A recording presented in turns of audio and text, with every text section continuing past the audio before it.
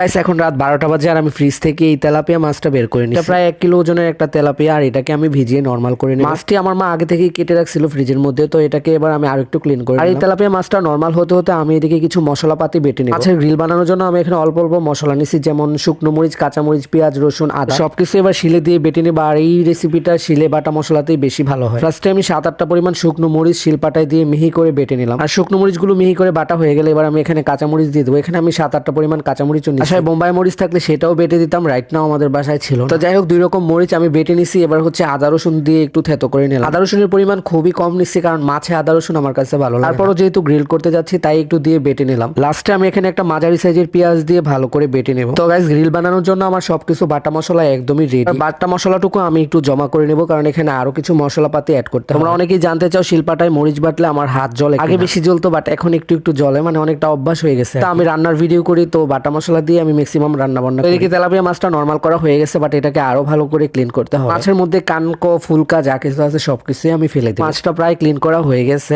আর এর পেটের ভিতরে আগে থেকে সবকিছু বের করে এবার মাছের গায়ে একটু দাগ কেটে নেবো, যেন মশলা ঢোকে ভেতরে। এরপর আবারও গোটা তেলাপিয়াটাকে আমি খুব ভালো করে ধুয়ে নিলাম। আমার মনে হয় গ্রিল বানানোর জন্য এরকম বড় সাইজের মাছ হলেই ভালো, কারণ বড় মাছ খেতে বেশি মজা। তো যাই হোক, এবার আমি শিলপাটায় ওই মশলার সাথে আরো একটুখানি জিরা আর একটু সাথে সামান্য একটু হলুদ আর অনেকটা পরিমাণ মরিচের গুঁড়া দিয়ে দেবো। এবার দিয়ে দেবো স্বাদ মতো লবণ, একটু লেবু রস আর ধনিয়া পাতা দিলেও ভালো হতো, বাট লাস্টে আমি এখানে অনেকটা পরিমাণ সরিষার তেল দিয়ে এগুলো একটু মিক্সড করে নেব। সরিষার তেল অ্যাড করার পর অনেক সুন্দর একটা ঘ্রাণ বেরোচ্ছিল। এবার পরিষ্কার করে রাখা তেলাপিয়া মাছটা আমি শিলপাটার উপরেই দিয়ে দিলাম। পাটায় রেখে আমি মাছে মশলা মেরিনেট করে নেব। তো আমি হাত দিয়ে মাছের গায়ে এরকম করে মশলা দিয়ে লেপটে নিচ্ছিলাম। তোমরা চাইলে এখানে তোমাদের ইচ্ছা মতো আরো কিছু মশলাপাতি অ্যাড করতে পারো, তবে কম মশলাতেই এই মাছের গ্রিলটা খেতে অনেক বেশি ভালো। তো আমি উল্টে পাল্টে মাছের সারা গায়ে এবং পেটের ভেতরে মশলা মাখা মেরিনেট করা একদমই হয়ে গেছে। সবচেয়ে ভালো হতো রেস্টে রাখতে পারলে, বাট আমার হাতে একদমই টাইম ছিল। তো এবার মশলা মাখানো এই মাছের পিসটাকে আমি ফয়েল করে নেব। তার আগে মাছের গায়ে আর একটু সরষের তেল দিয়ে নিলাম। এবার ফয়েল পেপার দিয়ে পুরো মাছটাকে মুড়িয়ে নিতে হবে। আমি 4-5 থেকে ফয়েল পেপার দিয়ে মাছটাকে এভাবে মুড়িয়ে নিলাম, যেন মাছের মশলাগুলো একদমই বাইরে চলে না আসে। সম্পূর্ণ মাছটাকে আমি ফয়েল পেপার দিয়ে এভাবে ঢেকে দিলাম। এবার এভাবে এটাকে আমি আগুনে পুড়িয়ে গ্রিল করে নেব। কয়লার আগুনে আমি অনেকবার মাছের গ্রিল খাইছি, তবে আজকের প্রথমবার গ্যাসের চুলায় ট্রাই করতে যাচ্ছি। তো চুলার উপর একটা স্ট্যান্ড বসিয়ে আমি এই মাছটাকে দিয়ে দিলাম আর আগুন ধরিয়ে দিলাম। মিডিয়াম হিটে প্রায় 20 থেকে 25 মিনিটের মতো আমি মাছটাকে পুড়িয়ে নেব। আর একটু পর পর উল্টে পাল্টে দিচ্ছিলাম, যেন দুপাশ খুব ভালোভাবে সেদ্ধ। তো এভাবে মিডিয়াম হিটে আমি অনেকটা সময় নিয়ে মাছটাকে পুড়িয়ে নিলাম। এন্ড ফাইনালি পোড়ানো হয়ে গেছে। তো চলো দেখি এবার কি অবস্থা। আর ফয়েল পেপার সরানো মাত্র আমি তো পুরাই অবাক, এত সুন্দর হয়েছে মাছের গ্রিল। আর এটা খোলার পর এত সুন্দর একটা স্মেল বের হচ্ছে, আমি কোনো বারবিকিউ পার্টিতে আছি, এত সুন্দর একটা ফ্লেভার। তাছাড়া মাছ পোড়ানোটা অনেক বেশি সুন্দর হয়েছে। তো একটু সালাদ হলে ভালো হয়, তাই আমি এখানে শসা, পেঁয়াজ আর কাঁচামরিচ, একটু টমেটো ছিল, তো সবকিছু দিয়ে দিলাম। পরোটা দিয়ে মাছের গ্রিল খেতে আমার অনেক ভালো লাগে, তাই 2 পিস নিয়ে নিলাম। একটা জিনিস মিসিং মনে হচ্ছিল, আর সেটা হলো টমেটো সস, তাই একটুখানি নিয়ে নিলাম। চলো এবার দেখি আমার বানানো তেলাপিয়া মাছের গ্রিলটা খেতে কেমন।